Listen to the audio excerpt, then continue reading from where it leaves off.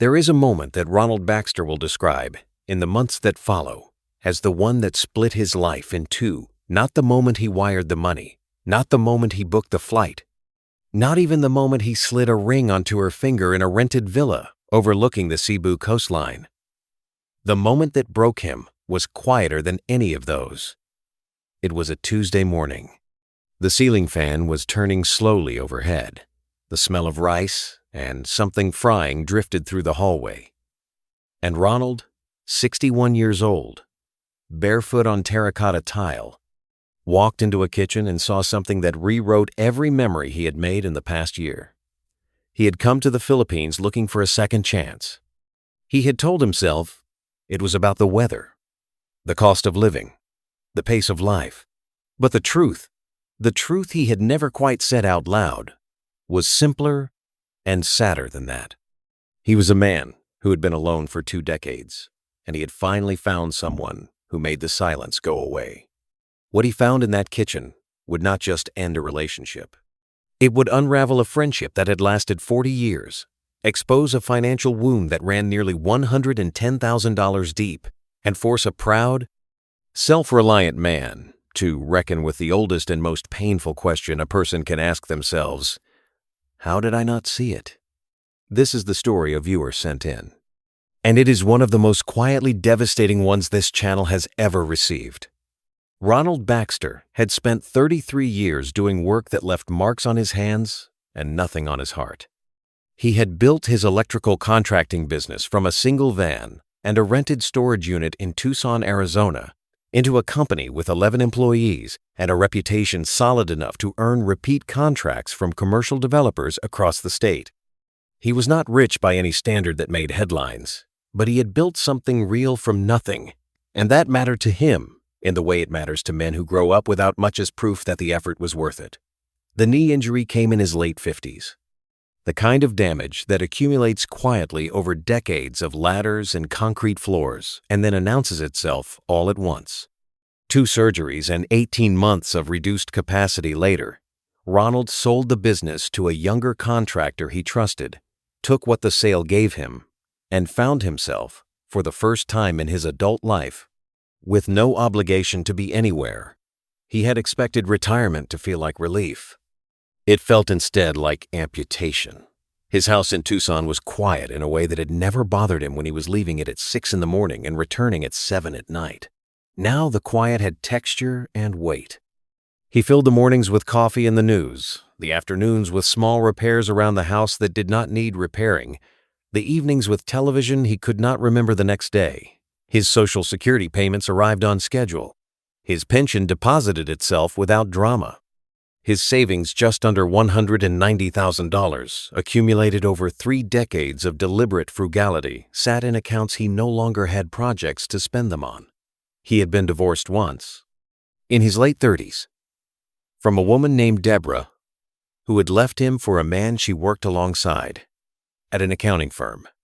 There had been no children. Ronald had taken the departure hard in the private way that proud men take hard things without visible collapse, without seeking counsel, by simply working longer hours and speaking less about it until the wound calcified into something he could carry without limping. He dated occasionally in the years that followed, but nothing took root. By his mid-40s, he had largely stopped trying, and the years between then and retirement had passed in a steady, productive, and emotionally sterile rhythm that he had almost convinced himself was contentment. Retirement stripped that illusion. Without the structure of work, there was nothing left to mistake for a life fully lived. It was his friend Gary who first mentioned the online communities forums and Facebook groups, where retired American men discussed the practicalities of living abroad in Southeast Asia. Gary, 64, was Ronald's oldest friend, a man he had known since they were both young and loud and certain about everything. Gary had his own complications at the time, a recent divorce from his second wife, a quieter bank account than he let on, but he was, as he had always been, expansive in his enthusiasms. He had been reading about Cebu, about Davao, about the cost of renting a comfortable apartment on a modest pension. He sent Ronald links. Ronald clicked them out of mild curiosity. Then, he went back and clicked them again. The YouTube videos drew him in first. American men in their 60s, sitting on balconies overlooking the sea, describing a life that cost half of what it cost in Arizona, with twice the warmth in every sense of that word. Ronald was not naive enough to take them entirely at face value. He understood that people did not post videos about the parts that went wrong, but the cumulative effect of watching enough of them was a loosening of something he had held tight for a long time. The idea that a different kind of life was still available to him, that the second half of his story had not already been written. He joined a Facebook group called Expats and Friends Philippines. It had several thousand members. Most of the posts were practical: visa regulations, healthcare costs, neighborhood recommendations in Cebu City. But there were also introductory posts, and it was in reading through a month of them that he first came across a profile that did not belong to a retired American man. Her name was listed as Maricris Fontanilla. She was 29 years old, from Talisay City in Cebu Province, and her post was brief and simply written. She explained that she was joining the group because she had heard it was a respectful community and she was looking for genuine connection. Her words after a relationship with a local man who had not been honest with her. She was not looking for anything specific, she wrote. Just conversation.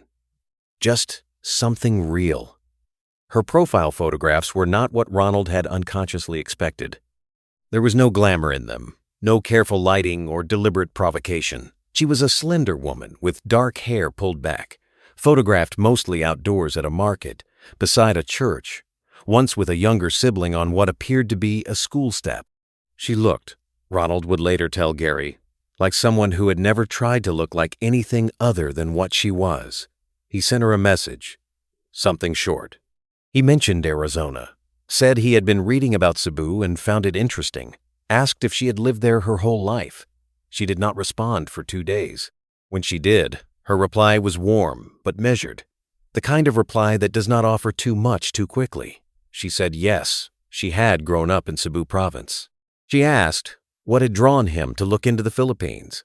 She said she hoped his interest was genuine, because she had spoken with men online before who had not been respectful, and she was cautious now. Ronald found that answer more compelling than any he could have scripted himself.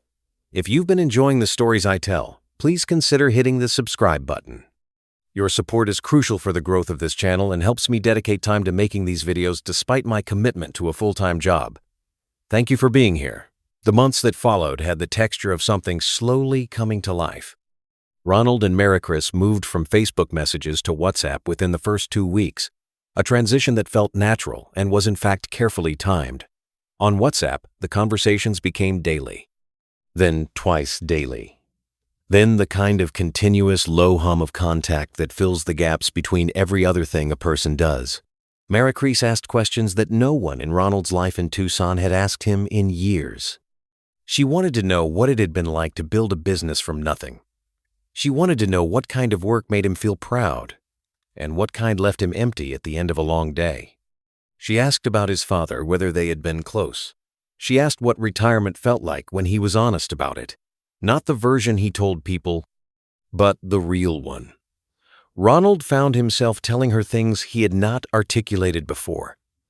Not because he had been hiding them, but because no one had thought to ask. He described the strange grief of selling the business, the way the quiet of his house pressed against him some mornings. The divorce, which he mentioned briefly and with the compressed language of a man who had long ago decided not to give it more space than it deserved. Maricris listened. She remembered. A week later, she would circle back to something he had mentioned in passing, ask a follow-up question, show him that what he said had stayed with her. What she offered in return was selective but believable. She told him about her family, her mother, whose health had been uncertain for years due to a heart condition that required medication they sometimes could not afford. Her younger siblings, 3 of them still in school, dependent on whatever Maricris and her older brother could contribute. The house in Talisay City that flooded from the ground up every time a typhoon passed through, leaving behind damage that the family repaired incrementally, year by year, with whatever they had.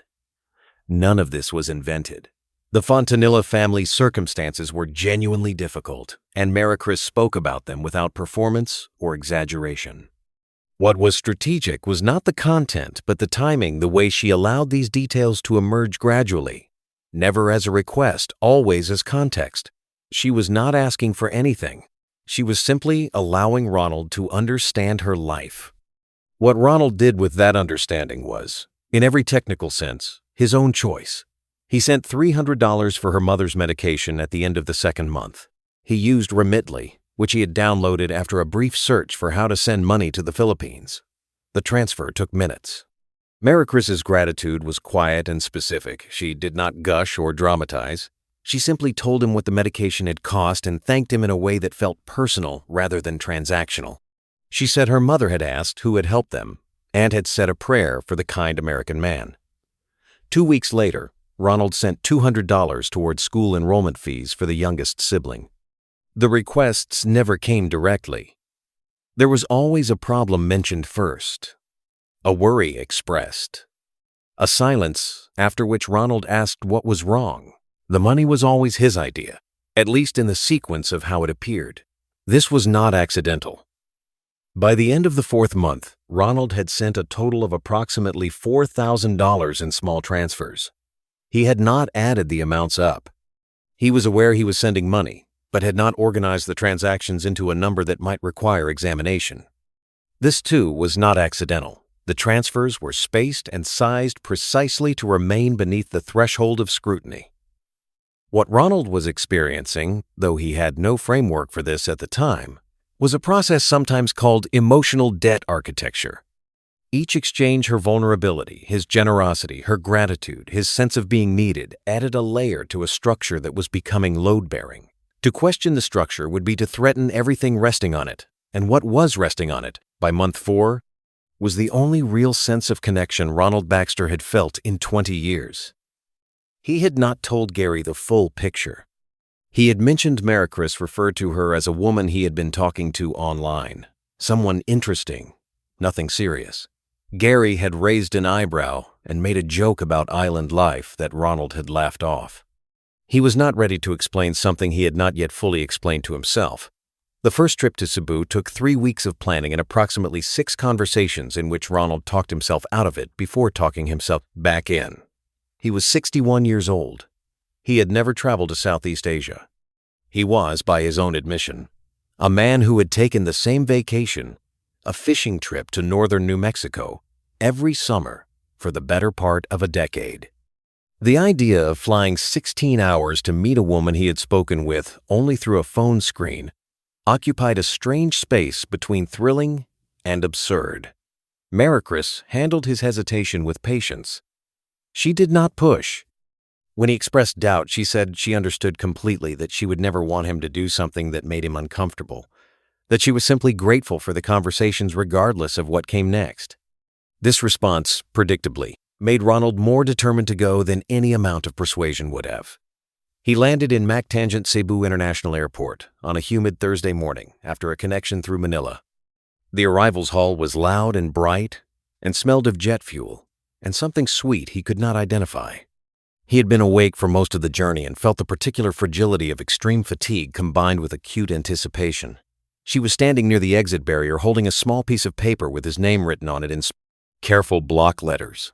She wore a pale yellow dress that was simple and modest and entirely unlike anything he had imagined, which somehow made it more affecting. She was smaller than he had understood from the video calls.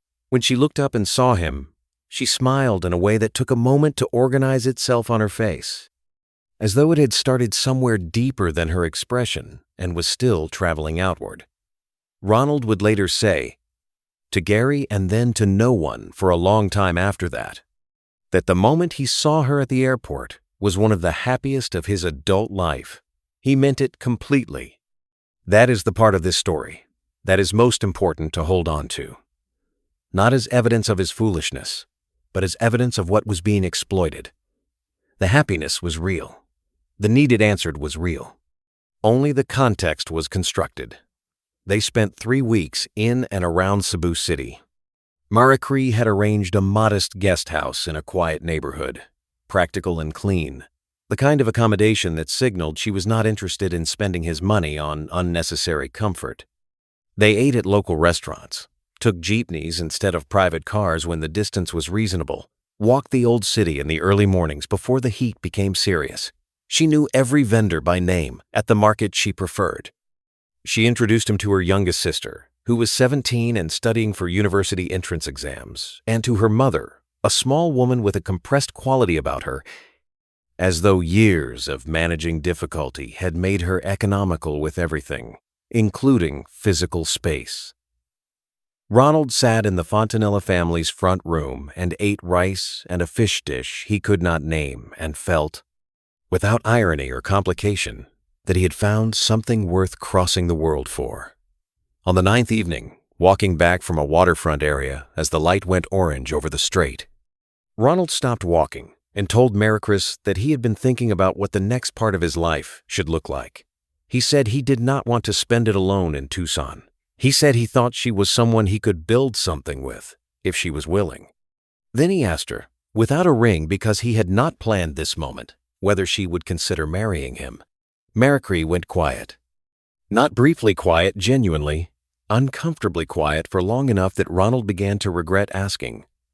Then she said that she needed a moment to be honest with him. She said she had feelings for him that surprised her, because she had not expected to feel this way about anyone she had met online, and she was afraid. She said she needed to be sure this was not something that would disappear once the trip ended and he was back in Arizona. She said she wanted to believe it was real, but she had been hurt before, and trust did not come easily to her. Ronald told her he understood. He said he was not asking her to decide immediately. He said he would prove it over time, that she would see he was not the kind of man who made promises he did not keep. She said yes before the end of the evening. Jerome, the man she had lived with for 6 years in a rented room 3 barangays away from her family's house, spent that night at his cousin's place in Mandaue City. As he had spent every night of Ronald's 3-week visit, he was not happy about the arrangement. He was, however, realistic about it. He and Maricris had an understanding that many people in their position reach without ever putting it into formal language. The foreign men were a mechanism, not a relationship. Or at least that was how he framed it to himself. Whether Maricris framed it the same way was something neither of them examined too carefully. Ronald returned to Tucson wearing the particular expression of a man who has been somewhere that has rearranged his interior. Gary noticed it immediately when they met for lunch in the first week back. Ronald was quieter than usual, but not withdrawn. It was a focused quiet. The quiet of someone thinking about one thing, with an intensity that leaves little room for casual conversation. He told Gary about Maricris in more detail than he had before. He described the trip, the family, the proposal, the answer. Gary listened without interrupting, which was not his habit. And when Ronald finished, Gary was silent for a moment before asking 2 questions. The first was whether Ronald had done any background checking before he went. The second was how much money he had sent her before the trip.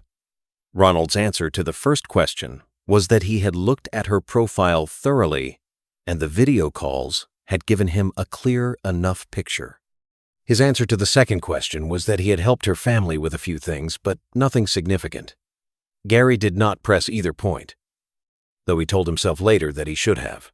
He asked instead what Ronald planned to do next, and Ronald explained the fiancé visa process, a legal pathway through which an American citizen could petition for a foreign national to enter the United States on the basis of a genuine intent to marry. The process was bureaucratic and slow and involved considerable documentation. Ronald had already begun researching it. Gary said he was happy for him if this was what he wanted.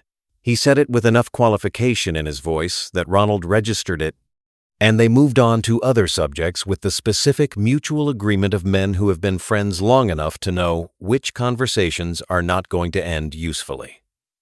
The visa process began generating its own financial requirements immediately. A government filing fee here, a required medical examination for Maricris there, supporting documentation that needed to be gathered, translated, and certified. Ronald navigated these costs. Without complaint, they were official, structured, and came with receipts, which made them feel different in character from the informal transfers he had been making. He was also paying for the wedding preparations that had begun in Cebu. Because Maricris's family had no means to contribute meaningfully, and Ronald had no interest in a ceremony that reflected hardship when he had the resources to do otherwise. The wedding dress cost was transmitted in 2 installments, a deposit, and then the balance amounting to just under $3,000 for a custom-made gown that a dressmaker in Cebu City was producing. The venue deposit for a garden reception space went separately. Small things accumulated in the ledger that Ronald had still not formally constructed: decorations, catering quotes, a photographer's booking fee. Then came the phone call that reorganized the financial scale of what he was spending. Maricris called on a Tuesday evening, Tucson time, which meant it was Wednesday morning in Cebu. Her voice had a different quality than usual. Not upset exactly, but compressed, as though she was managing something large by keeping her voice small. She told Ronald that her younger brother, a 23-year-old named Danilo who worked part-time at a hardware supplier, had been in an accident. A motorbike had clipped him while he was walking, and he had been taken to a hospital in Cebu City. The injury was to his leg and lower back. The hospital had assessed the damage and provided a treatment plan. The cost of the surgery required, including a short hospitalization, was $35,000. Ronald heard the number and felt the floor shift slightly. He asked her to repeat it. She did. She also told him immediately after that she was not asking him to pay it. She said she was telling him because she could not tell him, because he was the person she told things to now, but she would find another way. Her family would sell things. She would find a way. He wired $35,000 within 48 hours. The decision did not feel reckless to him. That is worth understanding clearly. It felt like the logical extension of everything that had brought him to this point. He loved this woman. He was about to marry her. Her brother was injured and needed care. He had the money. The arithmetic of it seemed straightforward.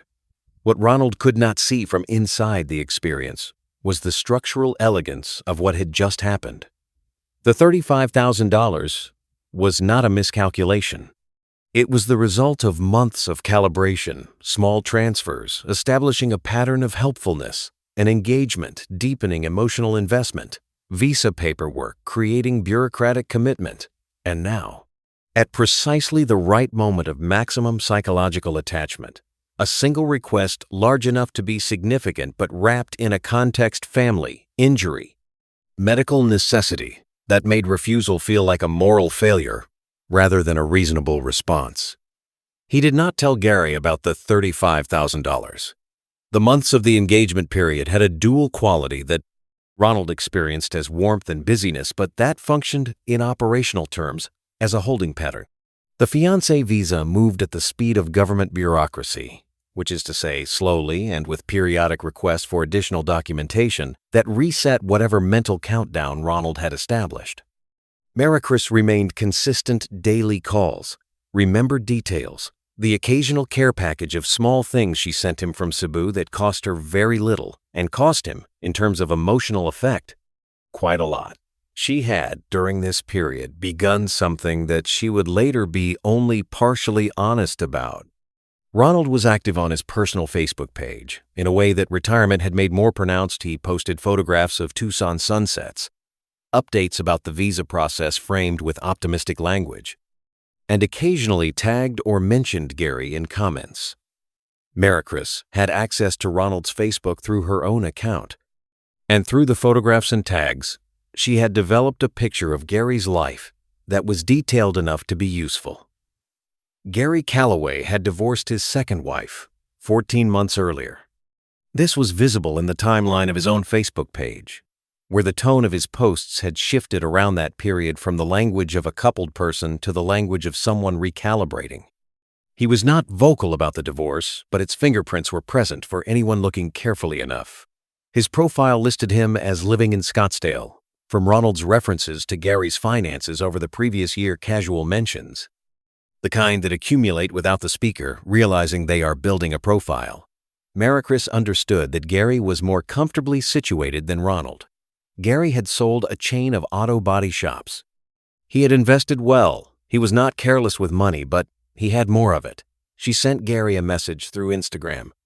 She found his account through a photograph Ronald had posted in which Gary was tagged. Her opening message was careful. She said she hoped he did not mind her reaching out, that she had found him through Ronald's page, and that she wanted to ask him something she felt a little embarrassed to ask Ronald directly. She wanted to know whether Gary thought Ronald was truly happy, because she worried sometimes that she understood Ronald's version of happiness, but not the version Gary, who had known him for 40 years, would recognize. She said she wanted to make him truly happy, and she thought Gary could help her understand how it was a masterful opening. It positioned her as thoughtful and devoted. It gave Gary a role, the wise old friend whose insight was being sought. It created an immediate sense of intimacy through the implied vulnerability. Gary responded. They began a conversation that ran parallel to Ronald's, hidden from it, operating on a different register but drawing from the same source material. Gary told himself it was innocent. He was helping Ronald, in a way. He was providing context for the woman Ronald planned to marry. He was also, though he would not examine this directly, enjoying the conversation. Maricris asked him questions about his own life too, what the divorce had been like, what he was looking forward to, whether he had thought about traveling. The questions were gentler than what she asked Ronald, more exploratory, as though she was learning the terrain before deciding what to build on it. 6 weeks of this passed before Gary agreed to accompany Ronald to Cebu.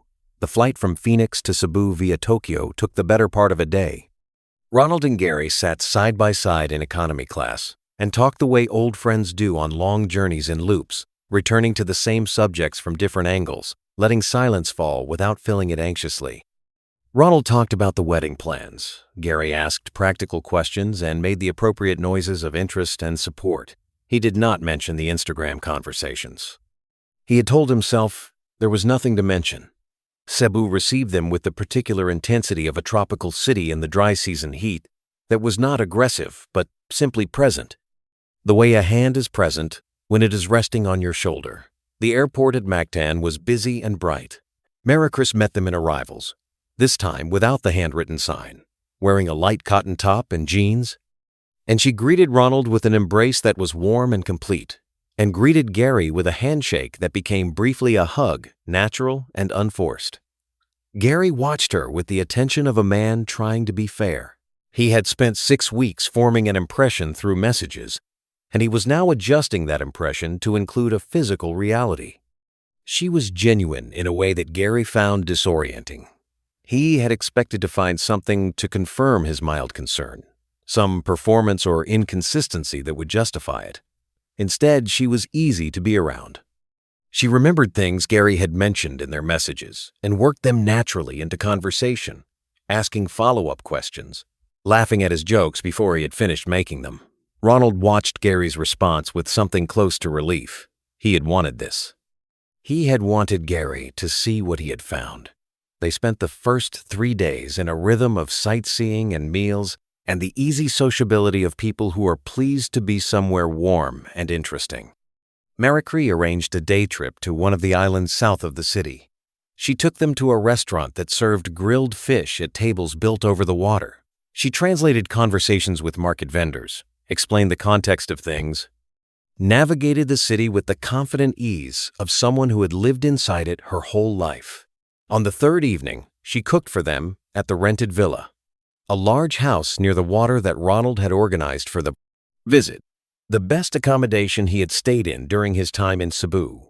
Jerome had relocated again, this time to his aunt's house in a different part of the city, and had communicated his displeasure to Maricris in terms she had absorbed and set aside. The villa had a kitchen that opened onto a terrace, a garden, 4 bedrooms. It was the kind of space that felt expansive after months of a quiet Tucson house. Ronald was happy in it, in an unguarded way. The happiness of a man who has stopped anticipating disappointment. It was on the fourth morning that the architecture of the preceding 6 weeks revealed itself. Ronald had not been sleeping well. The time difference, the heat, the particular alertness of a man with a great deal invested in a situation going well, all of it had disrupted his sleep in ways that left him surfacing into consciousness at unpredictable hours. He had been awake since just after 4 in the morning, lying in the dark of the master bedroom, and had eventually decided to get up rather than continue the frustrating near sleep that was not actually resting him. The villa was quiet at that hour. The garden was silver gray in the pre-dawn. Ronald put on his clothes without turning on a light and walked toward the kitchen, following the faint smell of coffee that he was not sure was real or imagined. The kitchen light was on. Ronald registered this before he registered anything else, a thin strip of yellow light under the door. Then he pushed the door open. Gary was standing near the counter. Maricris was close to him. They were kissing. Not the kiss of two people who have just been startled into something by proximity or alcohol. The kind of kiss that has a context preceding it. Ronald stood in the doorway for a moment that lasted a great deal longer than its clock measurement.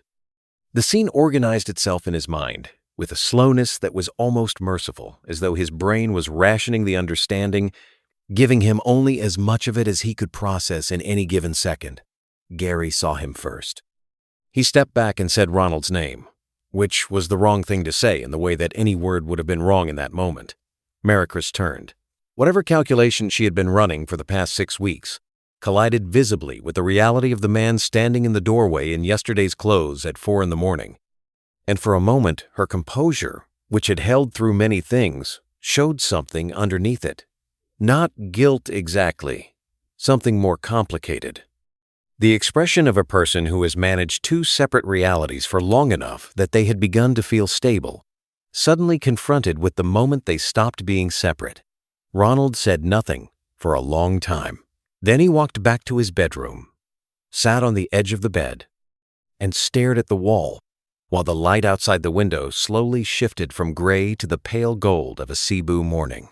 What followed across the next several hours was the kind of conversation that accomplishes very little in real terms and a great deal in the sense of making things that were implicit finally explicit. Gary came to Ronald's room and knocked and was admitted. What he said, stripped of the elaboration that shame produces in a person trying to explain themselves, was this. Maricris had contacted him 6 weeks earlier through Instagram. They had been talking since then. He had told himself it was innocent. He knew now it was not. He was sorry. He did not have a satisfying explanation for why he had done it, and he was honest enough not to invent one. Ronald listened to this without interrupting. When Gary finished, Ronald asked him one question. Had he sent her any money? Gary said no. This was true. The money would come later, after Gary had left, when the distance from the event had softened it enough for Maricris to reactivate the connection. Gary left the Philippines the following morning. Maricris, for her part, offered Ronald a version of events that was partial in its honesty. She admitted to initiating the contact with Gary, framed it as a desire to understand Ronald better through someone who knew him, and then acknowledged, when Ronald pressed her, that it had become something it should not have. She did not mention Jerome. She did not mention the systematic financial architecture of the past year. She spoke about the relationship with Gary as a mistake, a weakness, something she was ashamed of. Ronald, sitting across from her in the villa's open-plan sitting room with the ceiling fan turning overhead and the sounds of the neighborhood drifting in through the louvered windows, was trying to do something extremely difficult. He was trying to assess the woman in front of him against 2 contradictory templates, the one he had built over 14 months of daily contact, and the one this morning had forced him to construct in an hour. He asked her about the money. Specifically, he began totaling the transfers he could remember and asking her to account for each one. What had happened to the $35,000 for Danilo's surgery? She showed him a photograph on her phone of Danilo at a hospital. Was it from the surgery in question? It was a photograph of a young man in a hospital bed. It could have been from any year, any hospital, any occasion. Ronald asked to meet Danilo. Maricris said he was still recovering and not receiving visitors. She said this with a steadiness that Ronald could no longer read as sincerity and could not quite confirm as deception. He spent 4 more days in Cebu. He did not move out of the villa immediately. The flights were expensive, and the next available seat was 4 days out, and those 4 days had the quality of a film running past its ending. The screen still lit, but the story finished. He and Maricree occupied the villa in parallel, polite and utterly distant, each one processing in their own direction. On the second of those days, he visited the Philippine National Police's anti-cybercrime group office in the city and filed a report. The officer who took his statement was professional and not unsympathetic. He explained, with a directness that Ronald found more useful than comfort, that the prospect of recovering funds, transferred voluntarily through legitimate transfer services, was extremely limited. The accounts in which the money had landed were registered in the name of Maricree's mother. Building a prosecutable case would require time, resources, and evidence that Ronald did not have in the organized form that prosecution required. Ronald filed the report anyway. He understood that it was unlikely to produce financial recovery. He filed it because it was something concrete he could do, and concrete actions were, at that moment, the only thing keeping him functional. He flew home on a Saturday. He ate nothing on the plane. Tucson received Ronald Baxter the way cities receive people who have been away and returned, diminished without ceremony, without acknowledgement. The familiar streets, and light and heat, simply present as they always had been, indifferent to what had happened in the interval. The drive from Phoenix Sky Harbor to his house in Tucson took just under 2 hours. He made it in silence. No radio, no music. The desert landscape sliding past with its flat beauty and its complete lack of interest in his condition. He unlocked his front door and stood in the hallway of his own house and understood, in a physical rather than merely intellectual way, that he had spent $109,900. He sat at the kitchen table and, for the first time, assembled all of the transfers into a single document. The family emergency payment stretched across 14 months, totaling $28,500. The wedding expenses, dress, venue, catering deposits came to $14,200.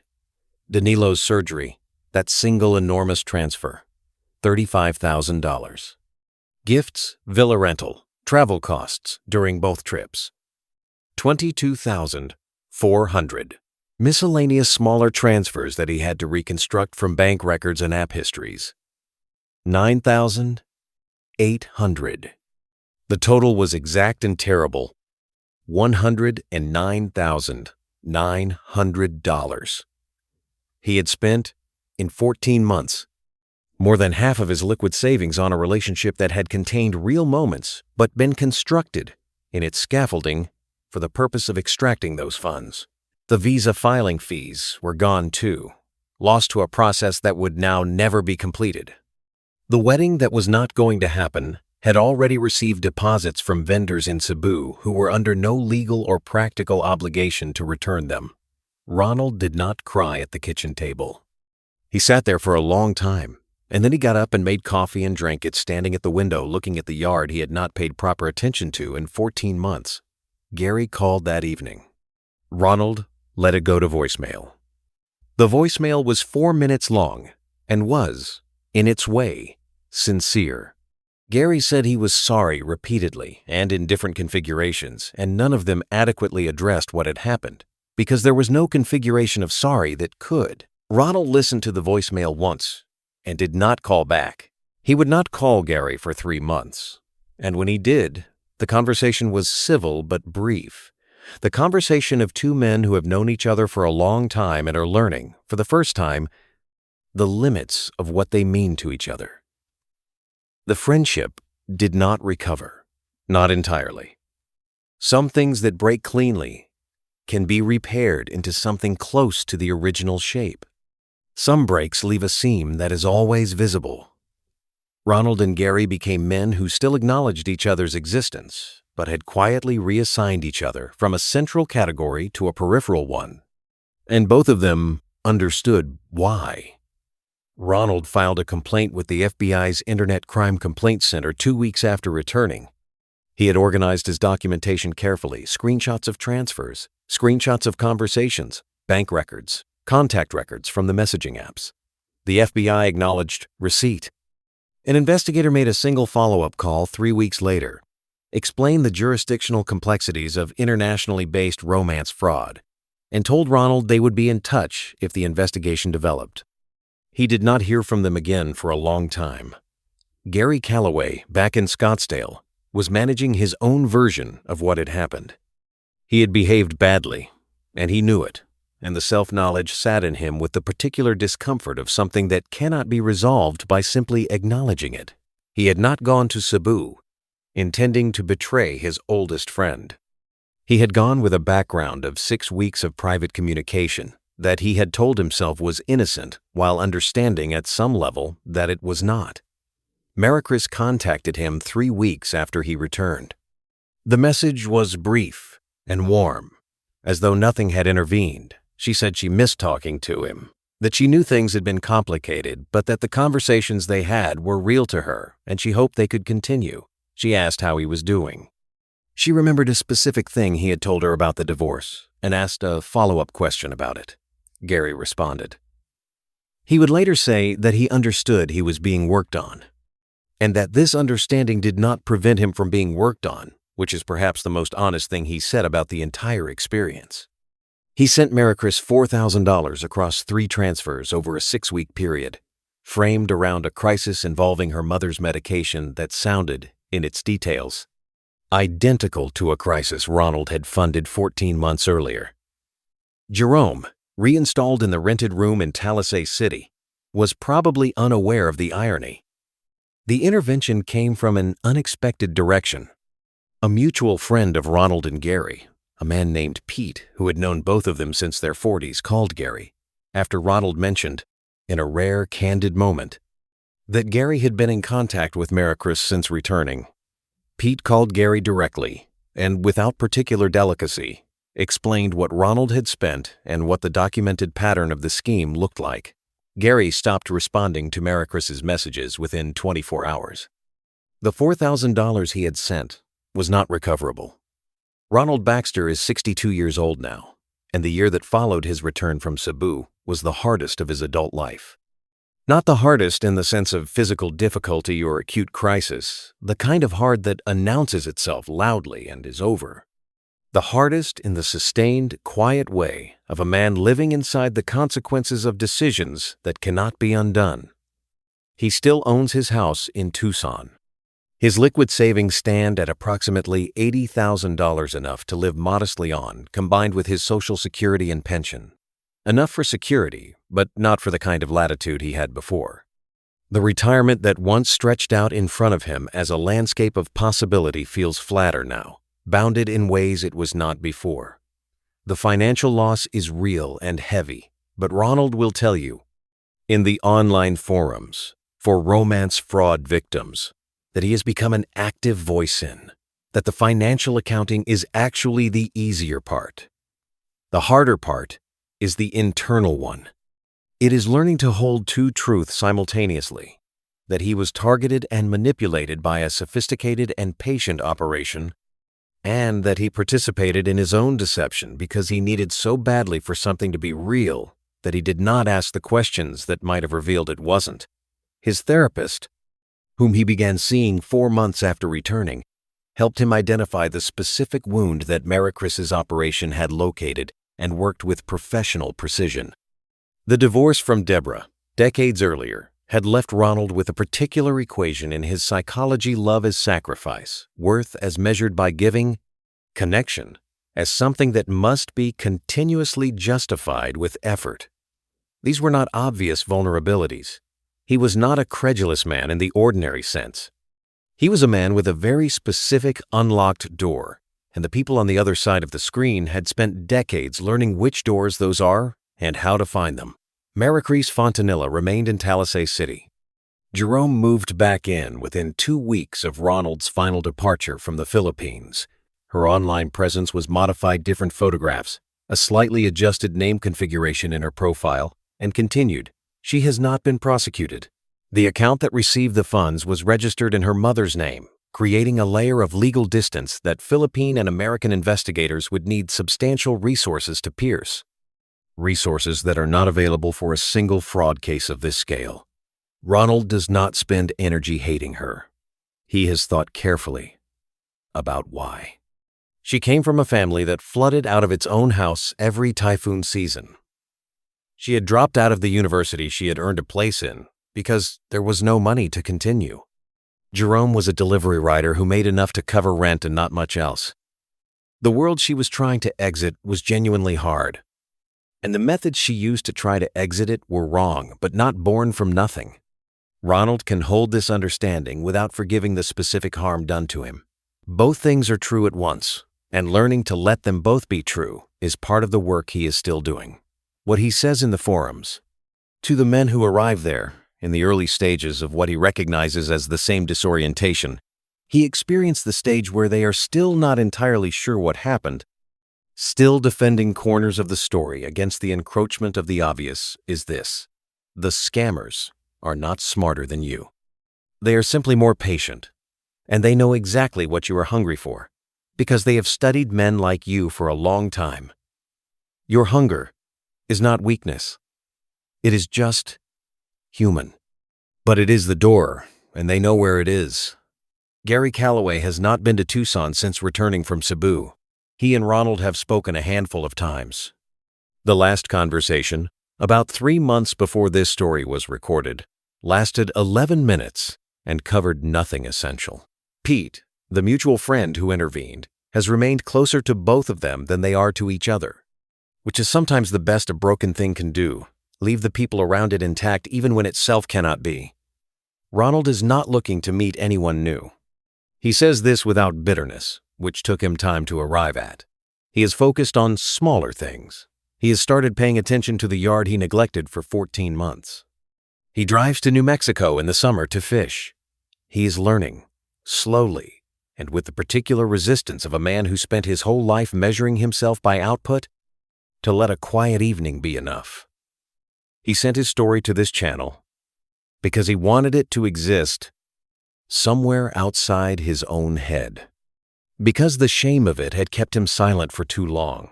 And silence, he has learned, is exactly what these operations depend on. His story is here now. It is outside his head. And if it reaches one man at the precise moment before he wires money to someone he has never met in person, if it makes that man pause, open a browser, search for the name, ask the question he has been not asking, then Ronald will consider the telling of it to have been worth the cost. If this story made you stop and think, please share it with someone who needs to hear it. And if you want to continue following these investigations, real stories, real consequences, real warnings, hit the subscribe button and stay close. There is more to come.